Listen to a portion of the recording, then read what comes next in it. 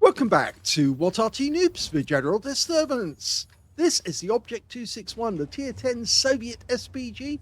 This one's located on the eastbourne of Outpost, and it's under the command of Fire Exit of KZGUN. Now, he's got the bounty rotation device, rammer, and also the gun laying drive, and he's got the extra rotation, or steady hand, as they call it, for the crew. 2 marks of excellence on the barrel and several achievements already achieved. He's got a mastery badge twice.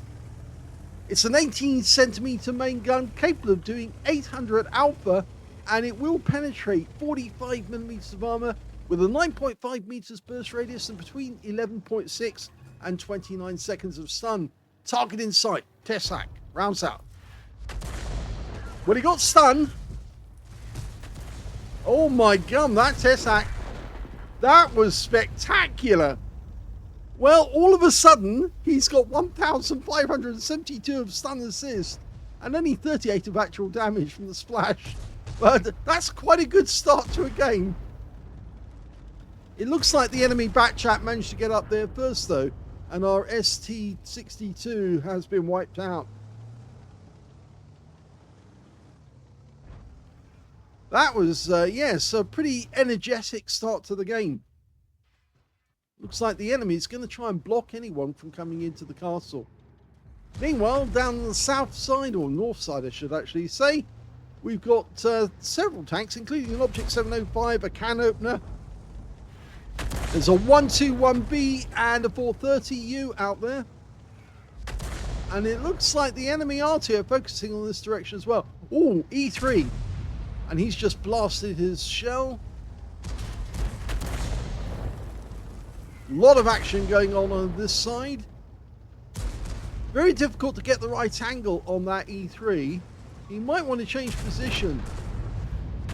Well, not necessary, because he got it close enough to the E3 to pick up 279 of splash.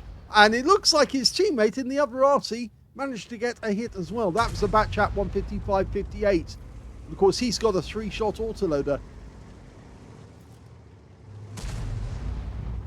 Okay, our 705 is blasting, but it's not helping because the enemy is still pushing forward. That 121B has only got 9 hit points left. He's out the game. The E3's coming up next. But enemy pushing on both sides. So it looks like the enemy has gone heavy on the north side of the map. And we should be wary of that. We're almost loaded. It's going to go for the E3 first. Direct hit right into the side. Unfortunately, it doesn't stop our Object 705 from being wiped out. And you can see our team are not doing as well on the south side as they should be. Which means we're fairly vulnerable where we are right now. And in fact, actually, he ought to head south for the winter for safety. He should pick up his skirts and run. Yeah, the E100 took a hit there for 230.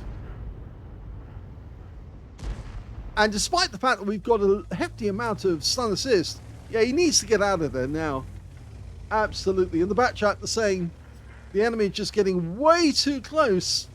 Now this thing will do 50 kilometers an hour, but it's actually quite big. It's based on the IS-7 hull, The enemy can't see us at the moment, but the back chat is coming with us. So yes, he did recognize that he was also in trouble. Now they can get down as far as the village, park themselves up behind the buildings, and still keep firing at the enemy as they make their way north. If they try to go towards the cap, we can provide support, because from this angle we should be able to cover the cap. Okay, right about here should be fine. Good, he spotted it. Okay, well there is a hill there which is actually kind of making it difficult, but the enemy can't move out from behind without getting hit. Rouse out. Direct hit. Good shot. 288. The 430 takes a big hit. 964. That was from the DBV. And as a consequence, he's now in trouble. He's very low on hit points. Meanwhile, we've got an E900 there trying to make his way towards the castle grounds, which are now occupied by our guys. It's not an easy shot, this one. Direct hit. 343. That was a good one. Used to be that this Arty would only carry 18 rounds. Now it carries 20. And that makes a big difference. Okay, the enemy that was coming up from the north, they've now come out from the other side after the Centurion Action 10 was taken out. But our DBV still in play. Now, we don't need to aim up there. I think actually the E900, these guys are actually, they still think that we're behind in the corner. And the E3 goes down, and that's a kill. 190 hit points from a direct hit. That's good shooting by fire exit. Now, it's a very narrow arc on the Object 261. It's only 10 degrees, 5 degrees either side of the center line, but that actually makes it quicker to load. Okay, the back chat is making his way across the field. He's coming round the other side to protect his cap. And that was some actual splash damage on the Guerrilla 15 on the enemy team, right the way over the other side of the battlefield.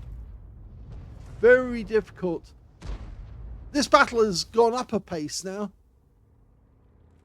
We don't seem to have... Well, we've got a Rheinmetall Panzerwagen inside the castle grounds, but he is the only one. And now they've got a can opener in there as well, so the Rheinmetall has to come out. And in fact, he has been wiped out.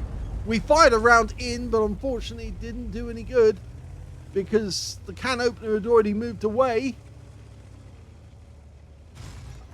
Now, he can park himself behind that rock there, shoot over the top of it at the enemies once they're spotted. The Striv is in danger. The 705's come up from the other angle.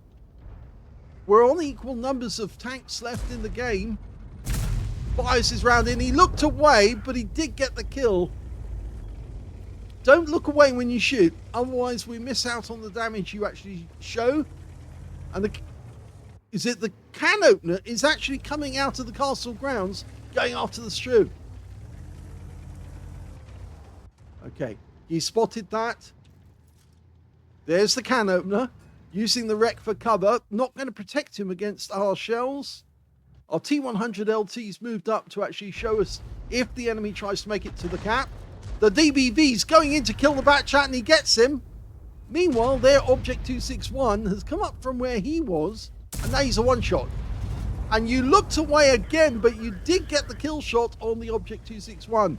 Don't look away. If you look away, we won't do your replays. Simple as that.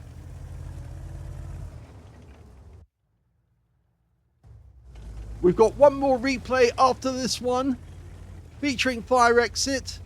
But if you keep looking away for fire exit, then obviously you won't be getting any replays done. So there you go. Please do not look away. The can opener is supposedly still in there. And he's still there.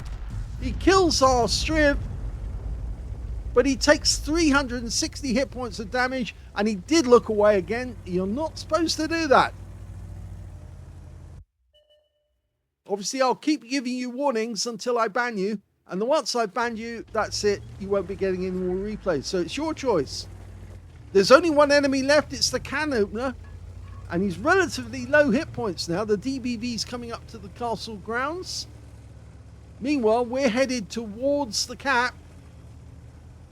Our other RT, the Batchat 155-58's decided to stay where he is, just in case. We've got a good angle. Yes, if that guy hides on the corner, we should be able to get a shot. The DBV would need to move up in order to give us sight of the enemy. If he tries to hang around the castle entrance, he's going to have a lot of trouble because we will nail him. The T100 LT is also moving up, but the cannon opener came down the other side. So now we know where he is and we can hit him. Now he's turned around. We did get some hit points on him, 198. But he's turned around, and I think he's going to go to the other entrance to the castle. There he is. Okay, he did go to the other side. He's backing up. But he's decided to change his position.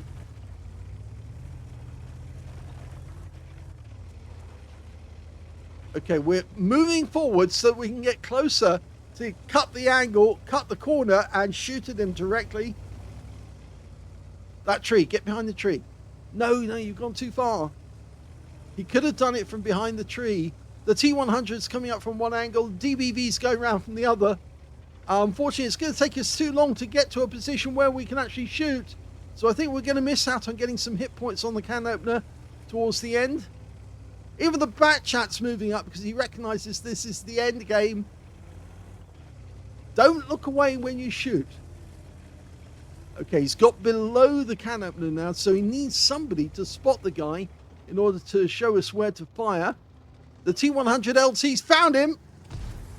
Rounds out. Unfortunately, all he got was critical damage and a stun. It was too quick. He lined it up and fired. And the cannon opener's now gone round the corner, so we have to move even further round in order to get a better angle on him. There's the bat chat. He's caught us up. We can't get in the way of him either. Okay. He's seen us. And we get some hit points, 252. And he can't see us now. We pull back into cover. Now, the bat chat didn't get a hit. He's now in danger because he's actually pulled around too far. But the kill shot goes to the DBV 152. And that is the end of the game. Here's the end of battle stats. And that was an ace tanker game for Fire Exit of KZGUN in the Object 261. He managed to get a bruiser medal for getting at least 5 critical hits. In fact, he got 11. And his win rate from that game, 4,310, which is super unicum. Let's have a look at team score. Well, he didn't get the highest damage. That went to the Batchat 25 ton on the enemy team, who managed 5,616 hit points of damage before he was put down by the DBV 152. He also picked up the high caliber and a defender. When it came to the second highest damage, that went to the DBV 152, who killed him. He got 4,964, and he also got the last kill of the game. And in third place, we've got, yes, it's Fire Exit. He got 3,556 hit points of damage out of that game. When it came to kills, we can see top scorer was, in fact, DBV 152, Fire Exit, and the Object 140 on our team all got 3 kills apiece. 2 kills went to the Centurion Action 10 and the T100 LT, and also to the Batchat 25 ton and the Object 705A, and the can opener and the Object 430U on the enemy team. So 4 enemy vehicles managed to get 2 kills apiece and only 2 on our team. But when it came to base XP, it's Fire Exit again. Yes, he got the top on that one. 1,049 base experience points went to him. 1,034 went to the DBV 152. And in third place, we've got the Object 140 getting 894. So only 2 players managed to get over 1,000 base. And it was Fire Exit who got the highest in that game, mostly down to the stun assist he was getting as well. He fired 17 rounds, so he only had 3 rounds left at the end of the game. He got 9 direct hits and 1 penetrating shot, 18 splash. Damage of 3,556, all of it at more than 300 meters. Damaged 8 of the enemy, killed 3 of them, and did 2,790 hit points of stun assist of 14 stuns, and that earned him the ace tanker. On a premium count, he actually made 3,837 credits, and he also got 25 bonds for mission achievement, and 2,360 experience points as well out of that one. Let's have a look and see which one he actually penetrated. Well, it's not going to be these guys because they are just too heavy. That was a splash hit right at the start of the game. It was, in fact, the Object 261. That guy sat there for a little while and enough time for Fire Exit to put one round through him. We didn't see the actual kill, so we didn't know where on the vehicle it actually penetrated. And again, as I keep saying to Fire Exit, you must watch your enemy tanks hit by the shell. If you look away or move away before the shell arrives, then obviously you are jeopardizing your ability to get the replays done on this channel. We've made this clear to everybody who sends in replays. If you don't watch, you don't get your replays done. It's simple as that. So anyway, that's the end of the first game. Let's have a look at the second battle. And here's the second battle on the Malinovka map. Same equipment. Let's get this show on the road. Game on. Yeah, seeing that he's had multiple ace tankers, it's not really surprising. He is picking up a lot of stun assist, and he's aiming at tanks which are obviously in sight of his teammates, and that's how you actually pick up extra stun assists. It's mainly down to the fact that your teammates have to see the tank that you've stunned so that they can actually do some damage to him. Okay, he's lined up. There is an enemy tank. It's a 60 TP. He came up to the center, which makes him vulnerable. Rounds out. And a direct hit right on the front for 246. He has got some stun, but I think most of our guys pulled back. We just lost our E50M. He drowned himself. Oh, in fact, actually, that's the enemy E50M. Sorry. Not one of ours. Why people enter into games if they're going to do this, it's beyond me. Direct hit, 334 frontal armor, but he's done it again. Now, we've lost sight of the 60 TP, but I think that's mainly down to the fact we don't have many tanks left at the cap area. What we do have there, a Foch 155, an E50 and an STB, should be able to do damage to that 60 TP. Rounds out again. It landed right next door to him for another 294. He's still stunned and now he's vulnerable. Well, I don't think that shell hit anyone because none of our guys are showing any loss of hit points. But I think the 60 TP is about to lose. Oh, we fired one in, but he actually stunned the 60 TP, and we got stun assist at last. Well, that's good news. This BZ-75 is right up on top of the hill, and he's been joined by Wizzy113 GFT. Okay, Ryan lining up a shot on the BZ, but I think that will be the easiest target to hit at the moment. He's just fired. Rounds out. Direct hit, 180. And it looks like the other Arty hit him at the same time. And we've got a special event going on right up on top of the hill. Bomber coming in. Okay, the BZ is vulnerable. Go for the Wizzy. Okay, fires between the Wizzy. And it doesn't show any stun on the mouse, but he did do some stun to the Wizzy113 GFT. Lots of enemy tanks right up on top of the hill. In fact, most of their force has gone up there. Okay, we can keep the mouse stunned. Personally, I would spread the Arty love all around. He does on that mouse again for 241. Yes, hit a variety of the enemy tanks because there are a number of them that are in sight of our guys. The mouse is only in sight for a brief moment because there's a big rock in the way. But that 277 is taking fire, so he would be a good target to hit. We've loaded.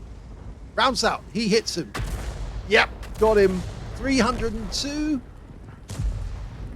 The mouse is only popping out every now and then, so he's not vulnerable. But we did lose a lot of hit points to the Viz 55, and that came from the Wizzy113. And we've lost our E4. We're only one down on the enemy. The Caro looks vulnerable now as well. He's extending himself forward. We fire the round in. Oh! Well, he stunned the Viz 55 on the enemy team.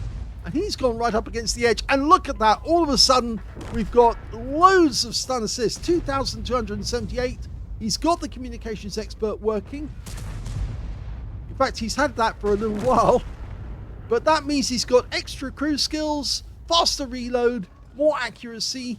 And now he's going for the Object 277. Another direct hit. More stun assist. The 277's gone down. Now we're one over the enemy. The Blaskovitska is coming in, replacing the Caro. And the Wizzy is holding back at the moment. The Mouse is very low on hit points now. He's a one-shot. So if we can get around on him, that will make a difference. It certainly does make a difference to 179. He is now definitely a one-shot. Only 25 hit points left. He has to pull back. If he doesn't, he will be a splash kill for our next shot. Okay, lining this guy up. He's going to take more than one hit. We've lost sight of him. That's because our team have fallen back to the first line of defense, which is by the rock. They're way back, and we can't see those enemy tanks up on the hill now. And in fact, the only one we can see is the Foch. Rounds out. Lands behind him for 180, but we do get stun assist. In fact, we're now rocking 3,800 stun assists. Even more. Oh my god, it's huge. 4,320. This is definitely an ace tanker game. And the Foch has gone down. Oh, this is really good. Now he's going to clear the Mouse. Unfortunately, he didn't get it close enough.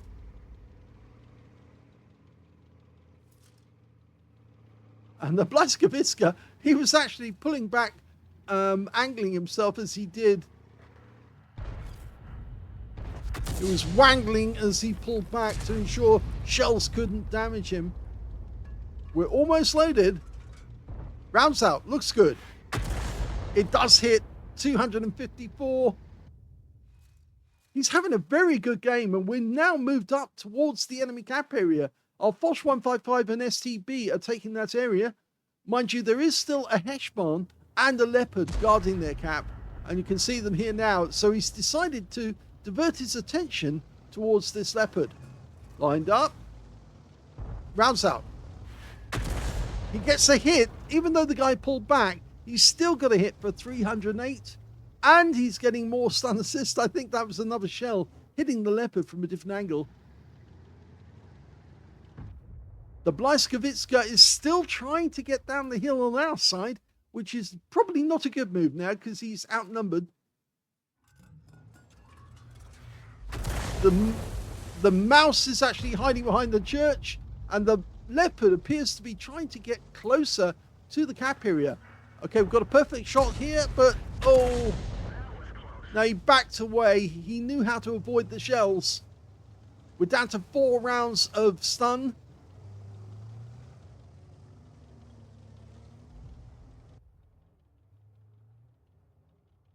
Seven minutes of the game to go. The STB-1 is the only one who managed to survive because the Foch got wiped out near the cap. But the STB-1 is looking for the FV4005, the Heshbon. And there's the Death Star. Okay, so he's found one, and that guy won't last very long. That was a direct hit for 239. The other shot was our friendly Arty, the T92. The Mouse is still hiding behind the church, but our Mouse is coming up on him, and he's full health. Meanwhile, their Death Star is backing away. Their Blaskovitsa is actually trying to come down from the hill. I think we'll have to make him go to the garage instead. 84 hit points. They've still got 5 vehicles, but they're... Oh, now it's 4. They've got their Arty, 2 tank destroyers. There's the Death Star and the Heshbon, and a Karoo 45 who's right up on top of the hill. There's the enemy Arty. The GW, he doesn't last very long. The mouse gets him. And the mouse has already killed the other mouse. And now it's the Caro who's decided to show up. He was hiding in the corner. We lined up a shot. He's got a bit of rescue bloom there. Oh, that's bad. Now he's down to just one shell. Normally I put this in the messages in post. Put it into the on the screen so you tell your teammates I've only got one round left. Obviously, the other Arty on our team probably does have more shells, the T92. This is his last round. There's the Death Star. He doesn't shoot, but now he's got the Heshbon. Rounds out. It gets some stun, and the Heshbon goes down. And now he's up to 5,000 stun assists. Now all he can do is go towards the enemy cap. There's only one enemy left, the Caro 45 TP. Or 45T, I should say. He needs to head towards the enemy cap as fast as he possibly can. In fact, the T92 ought to do the same, but I think he's probably staying where he is to get some steady shots on that Caro. It's the last enemy alive. With a totals like this, 5,000 on stun assist, 3,300 on actual damage, I'm pretty certain that FireX has got an ace tanker out of this one. That's a very good total. He was definitely aiming at the right tanks to get the stun assist. Tanks that were actually in sight of his teammates, and they could then do the damage. His gun raised as he drives towards the cap. And that's it, the game's over. He's done it. Now he does the victory dance. Here's the end of battle stats, and I was right. It was an ace tanker game for FireX of KZGUN in the Object 261. He managed to get a bruise medal for getting at least 5 critical hits. In fact, he got 15 in that one. He did get a Confederate as well for hitting more of the enemy than anyone else on his team. And just look at that sheer number of targets that he rained the lead down on. In fact, it's not lead, it's steel. But he absolutely helped his teammates by damaging the enemy, stunning them, making them vulnerable, and he rained on them, and he spread the Arty love all around them. The win rate was 2,626, which is Unicum standard, not Super Unicum, but I guess that was because on that particular day, he was doing more stun assist than he was actual damage, and that's what counted against him, so it was only Unicum level. Let's have a look at team score. Okay, the highest damage in this one went to the Caro 45 ton. Even though we couldn't see him for most of the battle, he got 6,960 hit points of damage. So he was obviously shooting from cover most of the time. He also picked up a high caliber. Second highest damage was the Leopard 1 on the enemy team, 4,471. And the third highest damage went to the Leopard 1 on our team, who managed to get 3,689. FireX managed to get 4th place in the game. He got 3,340 hit points of damage, just beating the T92, who had 3,336. So not much in it. 4 hit points was in it between him and the T92. But of course, FireX got that Confederate. Leopard 1 on our team got a tank sniper. When it came to kills, we can see top scorer was the STB1. He got 4 kills in this game. 3 kills went to the Leopard 1, and 2 kills went to the Death Star on our team. And on the enemy team, the Leopard 1 and their Object 261 both did very well with 2 kills.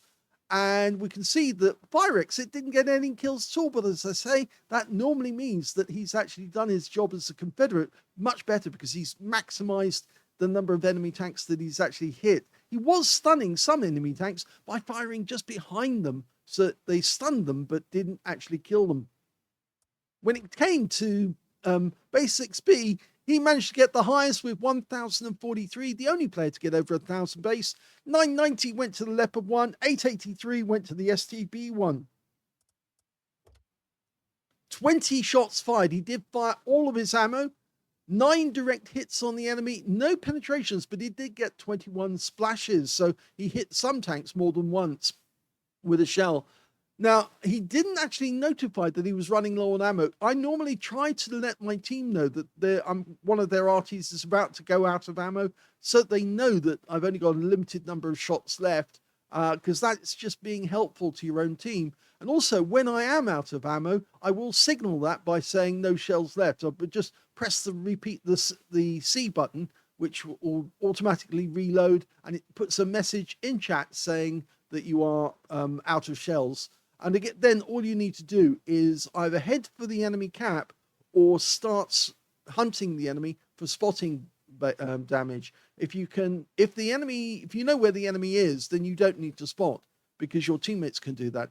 But if you're actually in a position whereby there's only one other teammate left and you don't know where the enemy is, you could go hunting him without any shells. What you're trying to do is provide your teammate with spots so they can actually know where to put the enemy shell. If you do spot the enemy, obviously try and lure them away from your teammate so your teammate can get in a position so that they can shoot the enemy.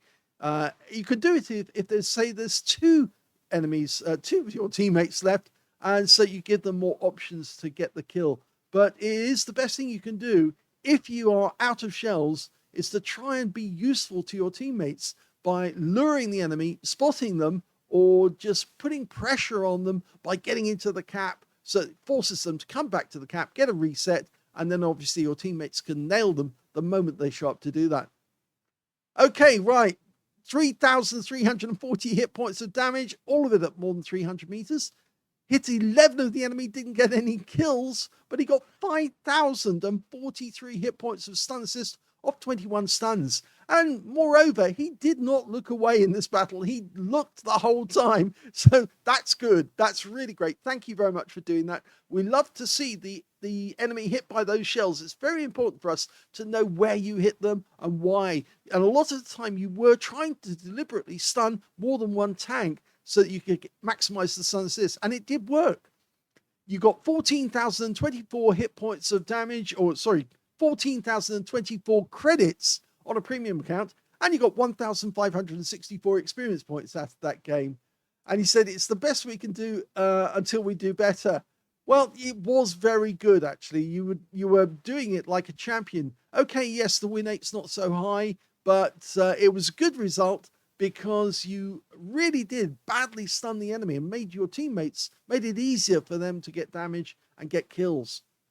I hope you enjoyed both of those replays. The first one that we saw, which was on the Outpost map, which was an ace, and then the following one, which was also an ace. And they were both taken on exactly the same day, 5th of April. So you can see here he's playing at 20:55, and the next game was at 22:16. So yes, same evening, and gets those results. He's obviously enjoying the Object 261. Hope you enjoyed those. If you did, please give it a like, and thank you for watching.